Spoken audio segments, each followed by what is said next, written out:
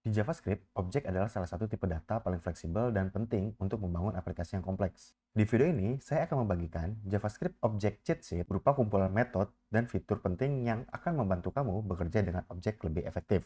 Pertama, itu ada dot notation dan break notation. Nah, ini adalah cara kita untuk mengakses sebuah properti pada objek. Nah, menggunakan dot notation dan break notation. Tuh, caranya gimana? Yang pertama itu ada yang namanya dengan dot notation. Jadi kita tinggal tulis saja objek, terus diikuti oleh key-nya teman-teman. Gitu. Jadi objek 1 key-nya apa? Maka dia akan menampilkan value-nya, itu Alice. Gitu. Atau kita juga bisa menggunakan yang namanya bracket notation. Dengan cara objek, square bracket, terus kita masukkan key yang dimiliki oleh objek tersebut. Gitu. Nah, di sini ada objek, terus square bracket, nah, diikuti oleh key-nya itu berupa edge, maka dia akan menampilkan value dari si edge-nya itu, teman-teman. Gitu. Terus bagaimana kalau kita ingin mendapatkan key serta value-nya? Nah, untuk mendapatkan key, kita bisa menggunakan dengan object.key, lalu di dalamnya kita lempar nama objeknya sebagai parameternya, teman-teman. Gitu.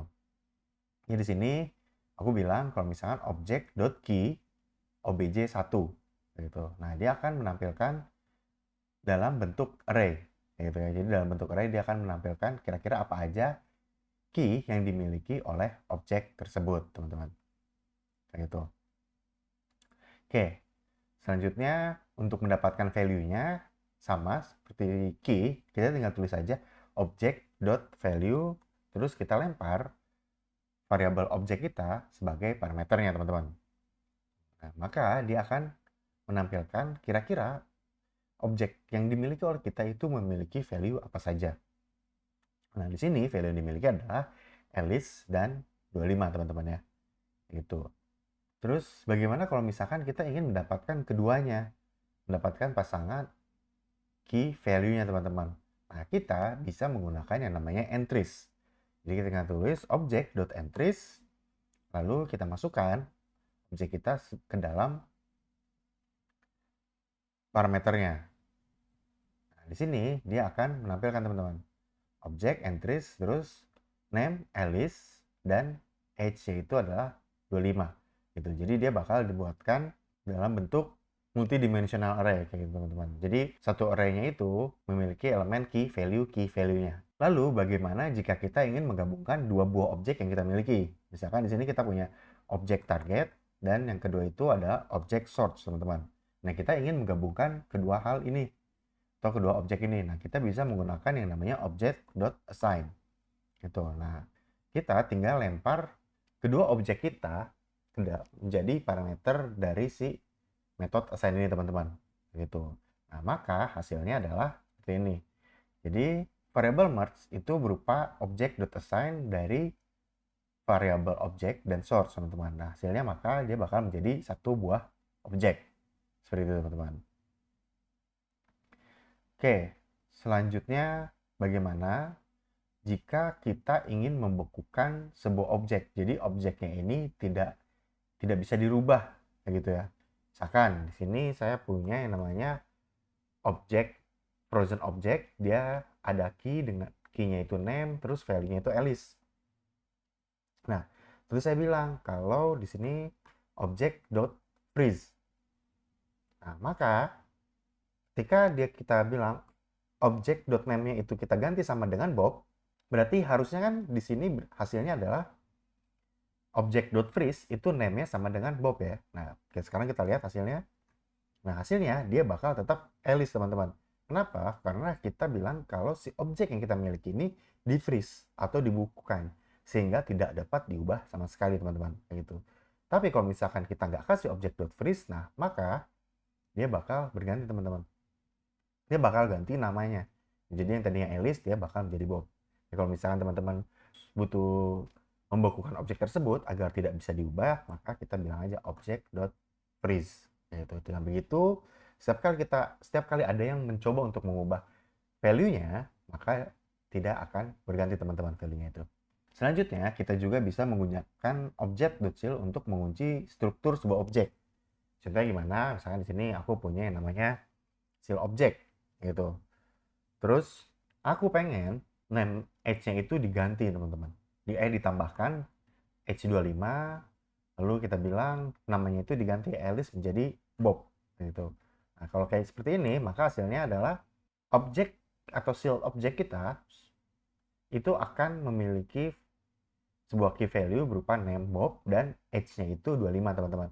Tapi kalau misalkan sebelumnya kita bilang object.shield, maka dia namanya akan berubah, tapi dia tidak akan menambahkan strukturnya teman-teman gitu. Jadi nggak akan ada key dan value yang bisa ditambahkan kayak gitu. Jadi kalau misalkan sebelumnya object.reach itu untuk membuka objek agar value-nya tidak bisa diganti, nah object.seal ini dapat mengunci struktur objek teman-teman. Jadi dia bisa diganti value-nya tapi tidak akan bertambah key value-nya teman-teman.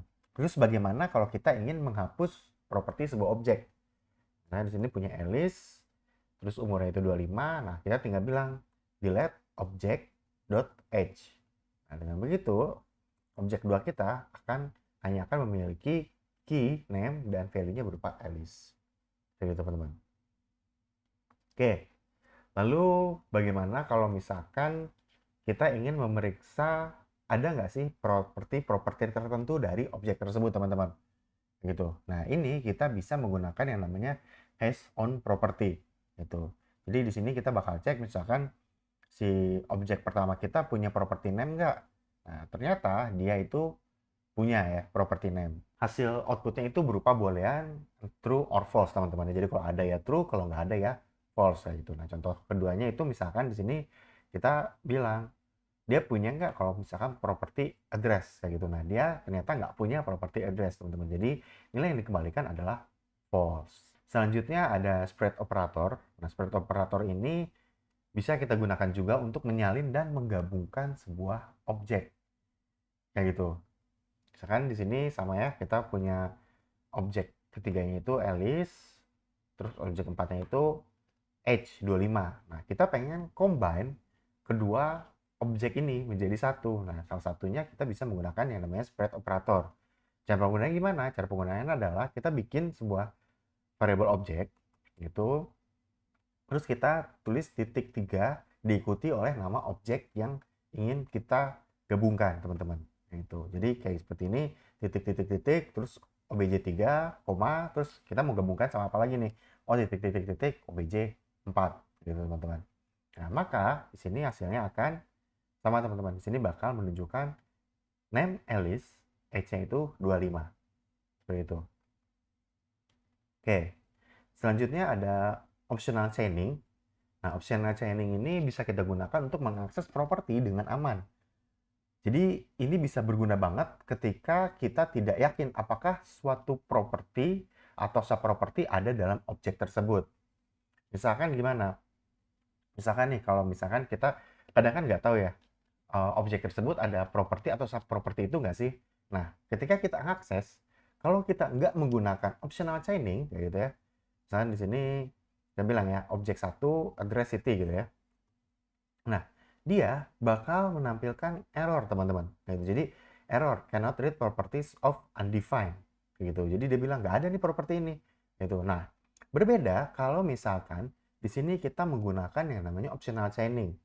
Ketika kita menggunakan optional chaining, dia nggak akan menampilkan error teman-teman. Tapi nilai yang dikembalikan itu berupa undefined.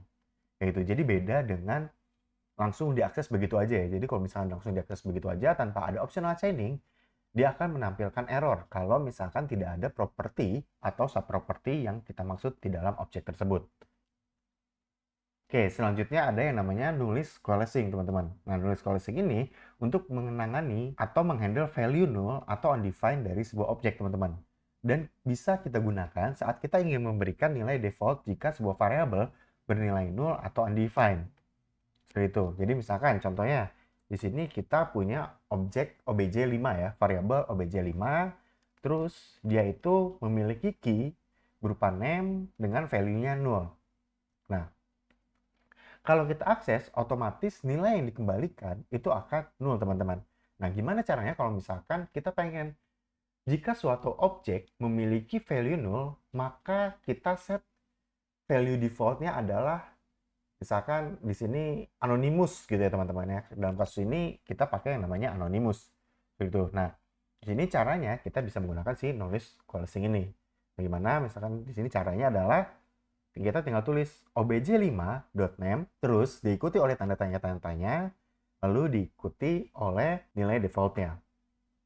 Maka ketika kita mengaksesnya, harusnya dia yang dikembalikan itu berupa outputnya adalah null.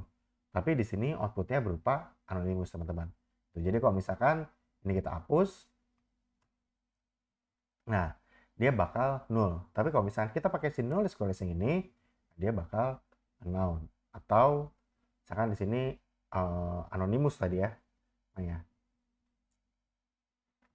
Oke, seperti itu. Jadi itu adalah bagaimana cara kita memberikan sebuah nilai default ketika suatu objek memiliki value null atau undefined. Nah, ini hanya berlaku untuk null atau undefined ya teman-teman.